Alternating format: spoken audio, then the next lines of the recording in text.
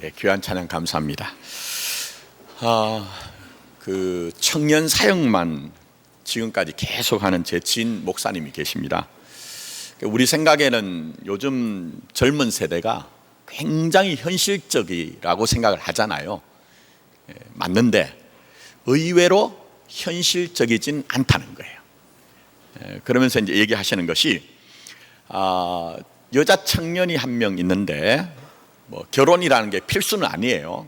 요즘 이제 선택으로 바뀌어 가는데, 그냥 목사 입장에서는 좀 결혼을 했으면 좋겠다 그런 마음이 들어가지고 얘기를 하다 보니까 그 여자 청년이 가진 이성관이, 결혼관이 마치 영화나 이제 드라마에 나오는 사람을 기다리고 있는 것 같더라는 거예요. 뭐 경제적인 것은 기본인데 키는 한 180 정도 되고요. 그 다음에 이제 정장을 입든지 캐주얼을 입든지 몸에 딱 맞아가지고 쫙 떨어지면서 핏이라고 하죠. 그렇게 좋아가지고 자기하고 나가면 뭔가 이렇게 좀 빛이 날 것 같고, 그리고 친절하기는, 섬세하기는 뭐 음식점을 가면 이제 의자도 이렇게 빼주고 차를 탈 때 문을 열어주고 뭐 이런 사람을 소망을 하고 기대를 하고 있더라는 거예요. 여러분 주위에 그런 남자 있습니까? 영화나 드라마에는 있어요. 또 현실적으로도 있습니다. 없는 건 아니에요. 근데 그렇게 뭐 경제적인 것도 되고 때로는 뭐 그야말로 정우성이나 현빈 같은 사람은요, 이미 임자가 있어요.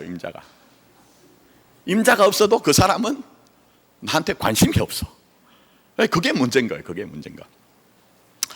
제가 왜 이 말씀 드리냐면요, 이 안에는 뼈아픈 진실이 있습니다. 우리가 기대와 소망을 버리고 사는 것은 제대로 사는 것 아닙니다. 기대와 소망 있어야 됩니다. 그러나 오늘과 현재를 망각한 어떤 기대와 소망은 굉장히 허망합니다. 때로는 제가 말씀드린 이 청년처럼 현실을 우리가 무시를 해버릴 때는 내가 살아내야 되는 오늘 있잖아요. 오늘 내가 살아내야 되는 그 오늘을 유보하거나 포기를 하는 일들이 생깁니다. 그래서 성경은 계속 우리에게 오늘과 현재를 믿음으로 살라, 지난주까지 우리가 살펴봤죠. 야고보 사도가 야고보서 4장 13절부터 16절에도 이렇게 우리에게 강력하게 이제 권고를 합니다. 장사를 하는, 사업을 하는 사람을 비유로 들어서 이런 얘기를 합니다. 들어라, 너희 중에 말하기를 오늘이나 내일이나 우리가 어떤 도시에 가서 거기서 1년을 머물며 장사하여 이익을 보리라 하는 자들아, 내일 일을 너희가 알지 못하는도다. 너희 생명이 무엇이냐? 너는 잠깐 보이다가 없어지는 안개니라. 너희가 도리어 말하기를 주의 뜻이면 우리가 살기도 하고 이것이나 저것을 하리라 할 것이거늘 이제도 너희가 허탄한 자랑을 하니 그러한 자랑은 다 악한 것이다. 이렇게 얘기합니다. 뭐 강의하는 것은 아니에요.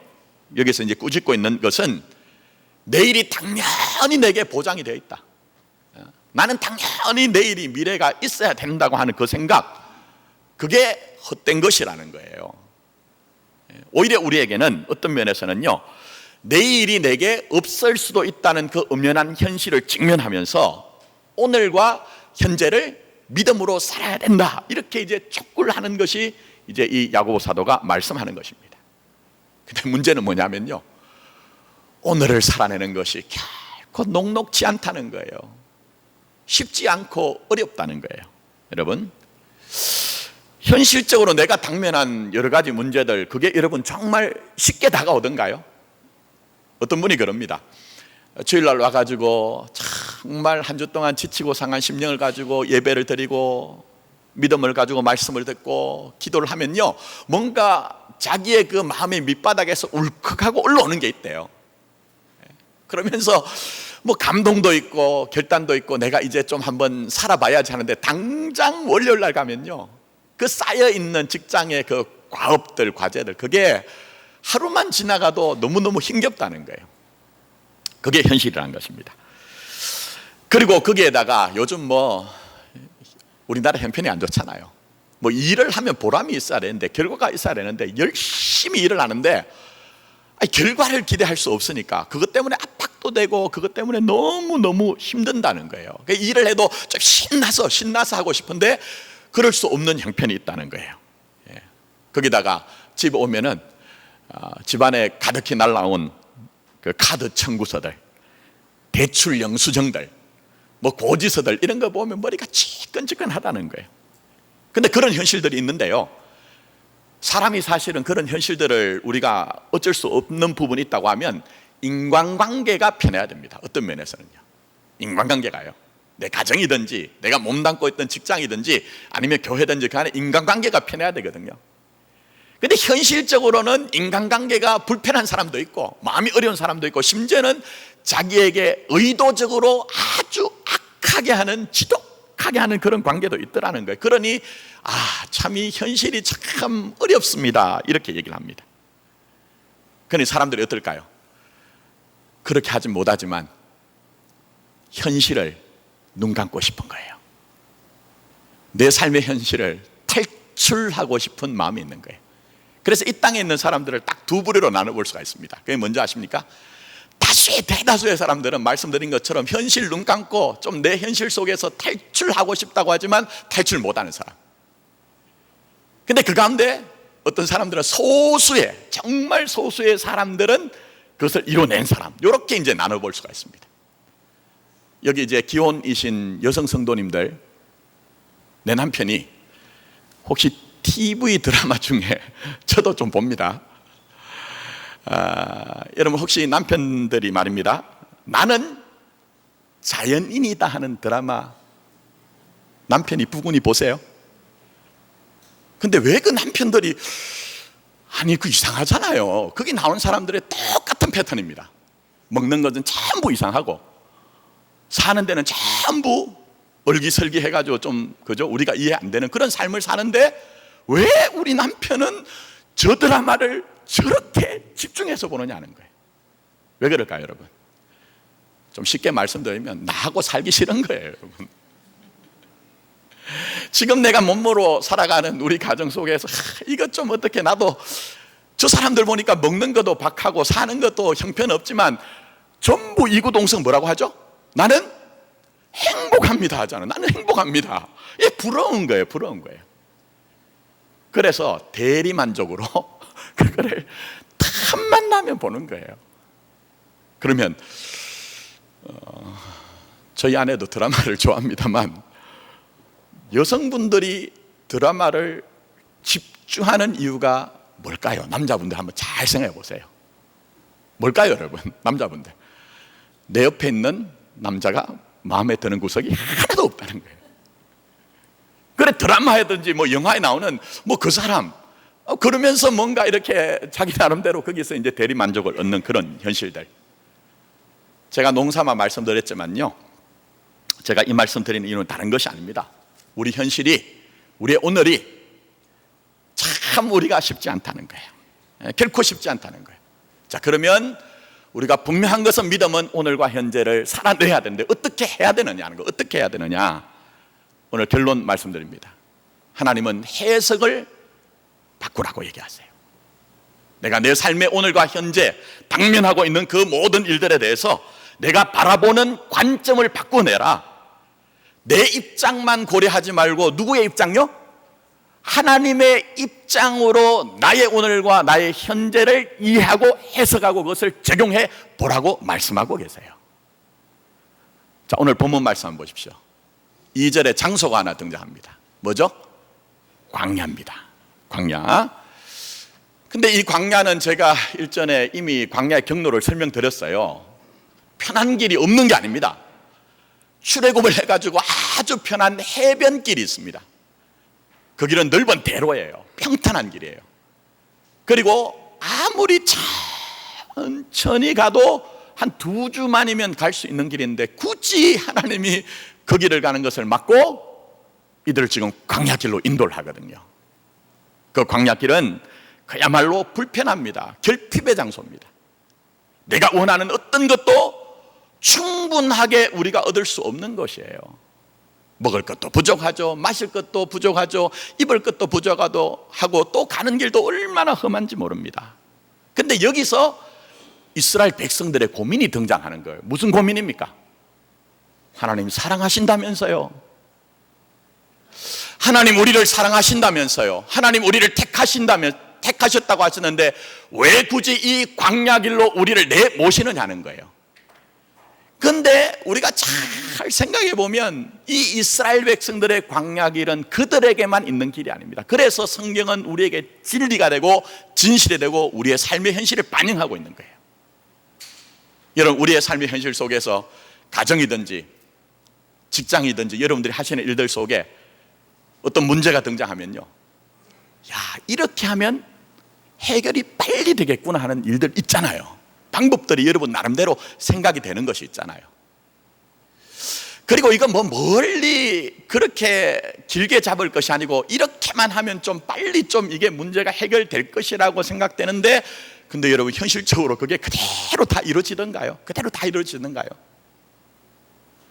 때는 우리에게요, 우리 생각하는 첩경이 있는데 내가 원하지 않지만 돌아가야 되는 길이 있습니다.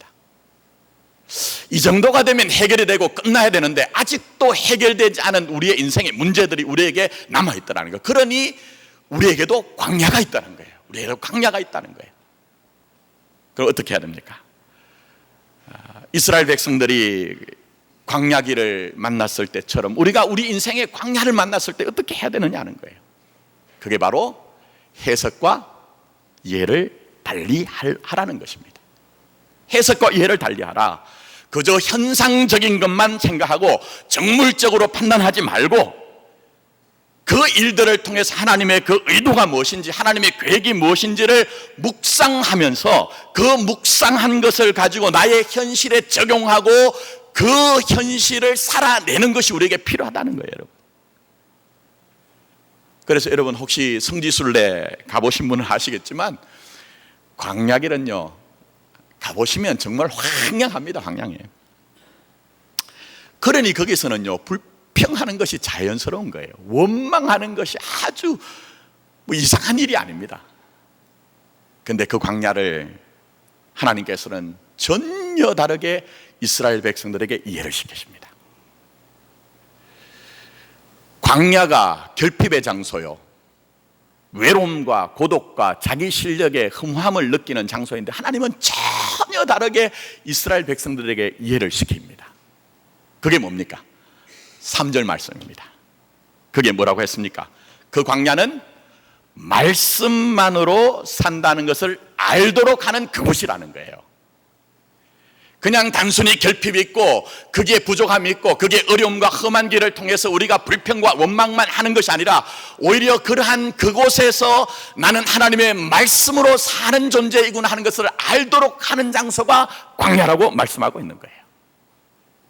그래서 우리가 우리 인생에 등장하는 인생 광야를 만날 때에 우리가 이것을 알지 못하면요, 동일한 일들이 반복이 됩니다. 무슨 얘기입니까?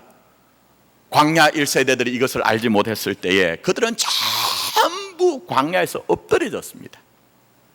그래서 오늘날도 자기 인생의 광야를 만났을 때 이런 하나님의 관점에서 자기 인생을 해석하고 이해하지 않으면요, 우리들도 다 동일하게 그 광야길 때문에 좌절하고 낙담하면서 불신으로 해서 불평하고 원망하면서 나의 시간과 나의 달란트를 허비하고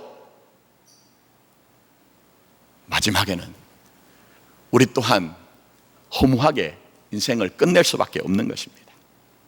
그러므로 인생 광야를 만났을 때 하나님께서 이 사건을 통해, 이 일을 통해 내게 주신 말씀이 무엇일까 묵상함이 필요해요. 정말 묵상함이 필요해요.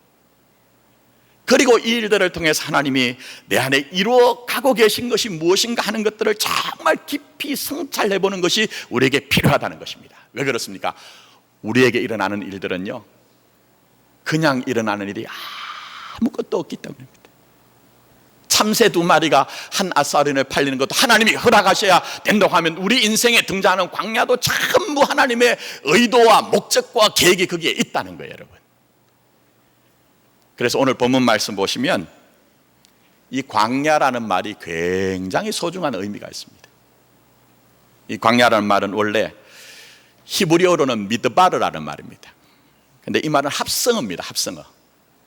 어떤 말이 합쳐졌느냐? 미 혹은 민이라고 하는 거기로부터라는 말과 함께 따바르라고 하는 말씀하시다 이런 말이 합쳐졌어요. 좋은 번역은 아닙니다. 그냥 직역을 그대로 해버리면 어떻게 되느냐, 이 미드바르라는 것은요 다른 것이 아닙니다. 바로 그곳에서 하나님이 뭘 하신다고요? 말씀하신다는 거예요.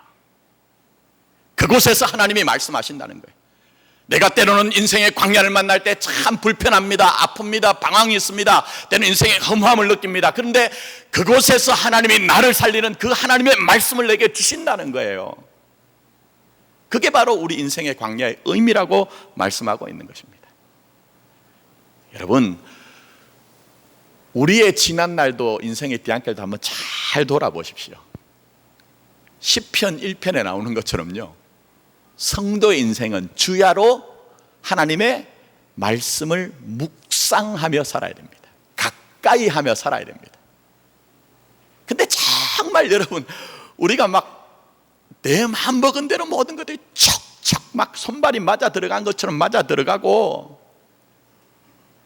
내 실력과 경험이 그야말로 막 100% 200% 막 발휘가 되는 그런 인생을 살 때 내가 그냥 현상적으로 말고요, 드러나는 것 말고 내 마음 저 깊숙한 곳에 하나님, 정말 하나님의 말씀이 내게 너무 소중합니다.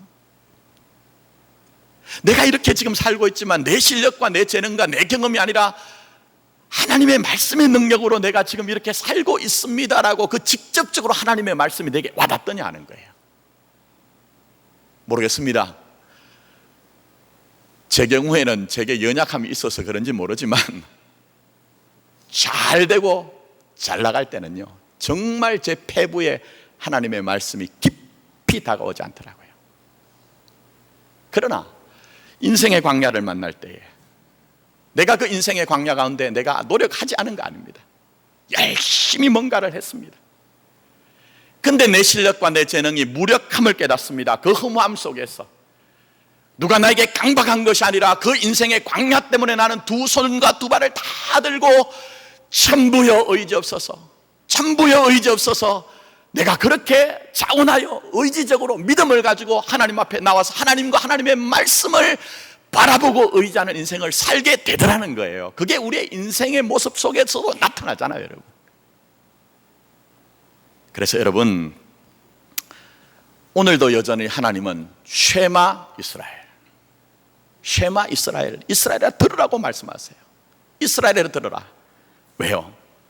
참 이스라엘은 하나님의 말씀을 들을 때만 진짜 이스라엘인 것처럼, 내가 그저 입술로만 종교 행위로만 믿는 것이 아니고요, 정말 내가 말씀으로 살고 믿음으로 산다고 하는 것은 하나님의 말씀을 들어야 되기 때문에, 그 말씀으로 내 인생을 해석해 낼 때 우리는 이 땅에 살아가면서 목숨으로 사는 것이 아니라 생명으로 살고, 세상 나라 가운데서 여러 가지 도무지 복잡다단하고 이해가 되지 않는 일들 가운데서도 하나님의 나라로 살 수가 있기 때문에 하나님이 우리에게 광야를 배설하시고 진설하신 것입니다.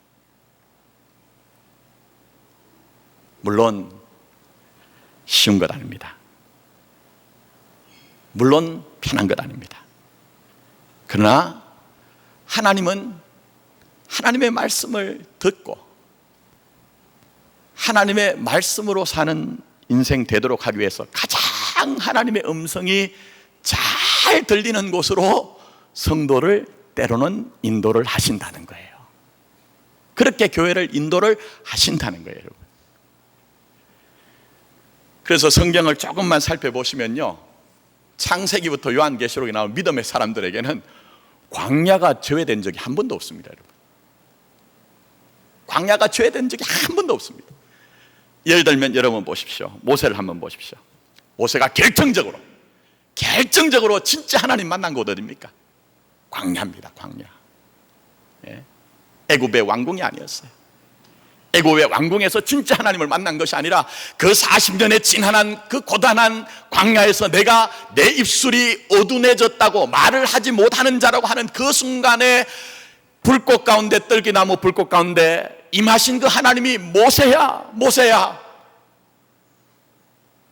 네가 선 곳은 거룩한 곳이니 네 발에서 뭘 벗으라고요?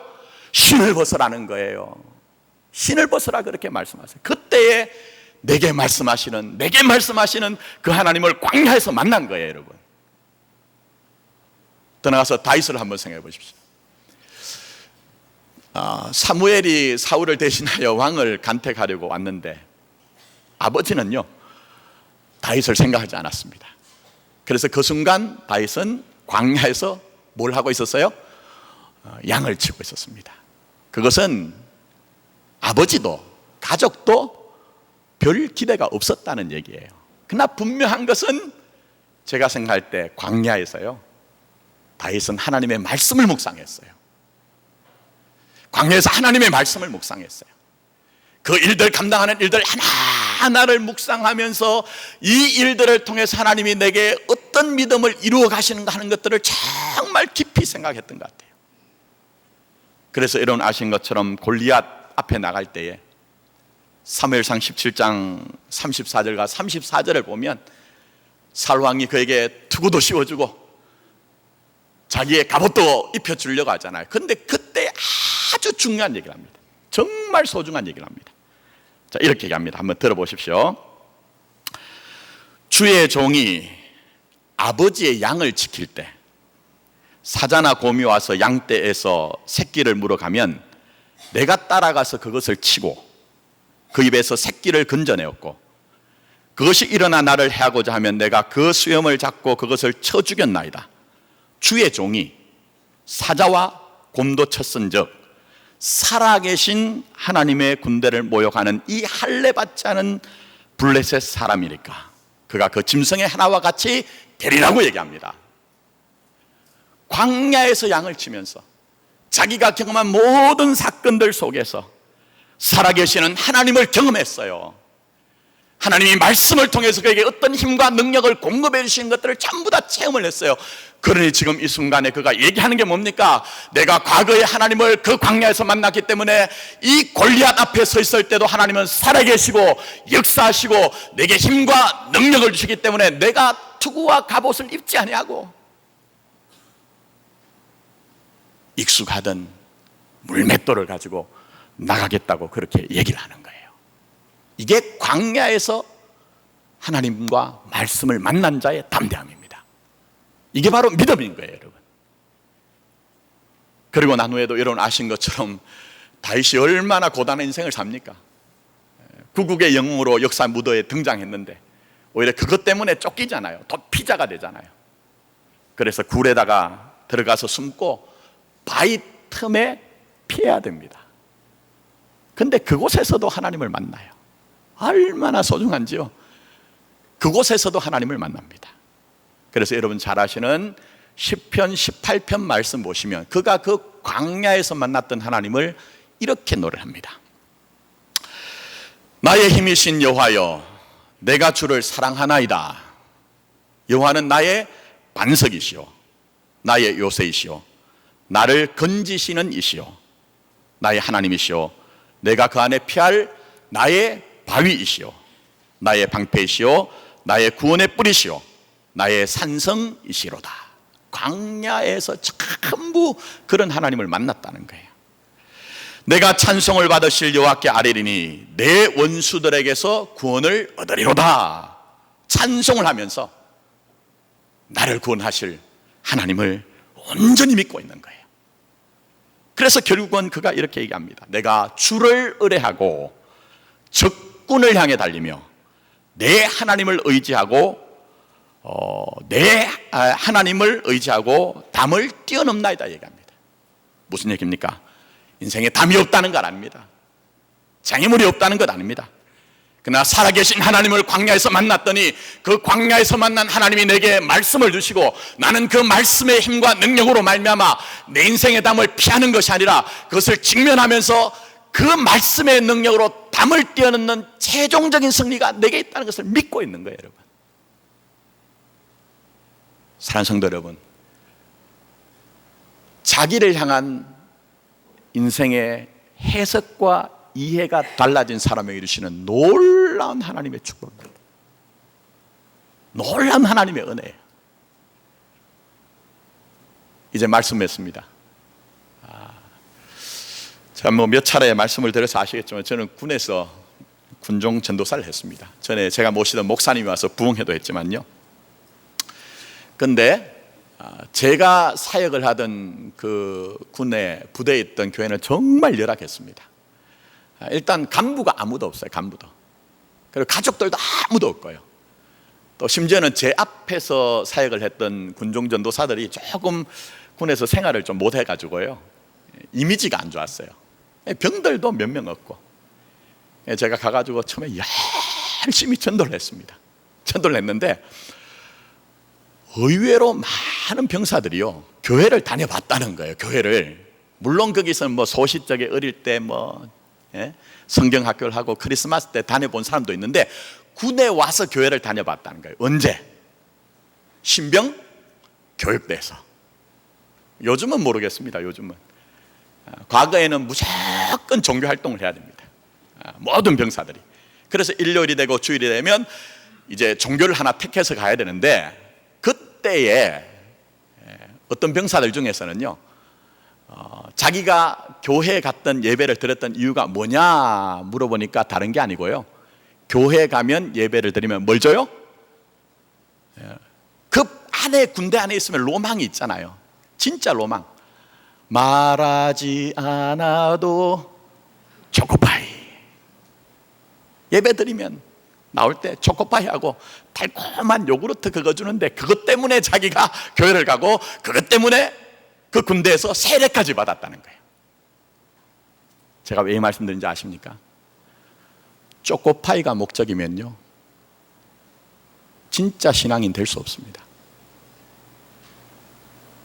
달콤한 요구르트, 야구르트가 자기 삶의 의미라고 하면요, 정말 하나님의 자녀가 될 수 없습니다. 우리가 우리의 삶 가운데 하루하루를 살아내는 것 결코 쉽지 않지만, 나를 향한 진짜 의미 있잖아요. 진짜 말씀으로 나의 하루를 해석해내고 이해를 하면서 그 말씀을 내게 적용하면서 그 말씀의 능력을 경험하지 않으면요, 모르겠습니다. 여러분이 몸으로는 이 교회를 떠나지 않은지 모르지만 더 많은 분들은요, 제가 볼 때 그냥 과거에 우리가 익숙하게 행했던 생활이기 때문에, 패턴이기 때문에 예배를 드리고 내 몸을 불사르게 내어서 우리가 헌신하고 봉사할 수 있을지 모르지만,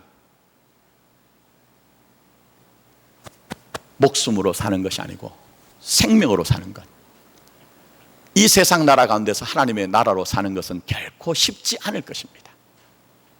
그렇기 때문에 하나님이 때로 우리 인생과 우리 교회의 광야, 미드바르, 그곳에서 주시는 그 말씀을 만나게 하시는 것입니다. 심지어는 여러분 아신 것처럼 우리 주님도 광야를 만났습니다. 마가복음 1장 12절에 도무지 이해가 되지 않는 말씀 한 구절이 등장합니다. 그 말씀은 이렇게 우리에게 말씀이 등장하고 있습니다. 성령이 곧 예수를 광야로 몰아내신지라 얘기했습니다.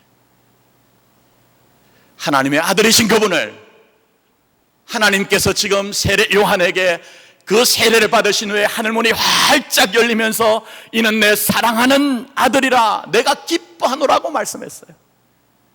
그런데 우리 주님을 지금 하나님께서는 광야로 몰아내신다는 거예요.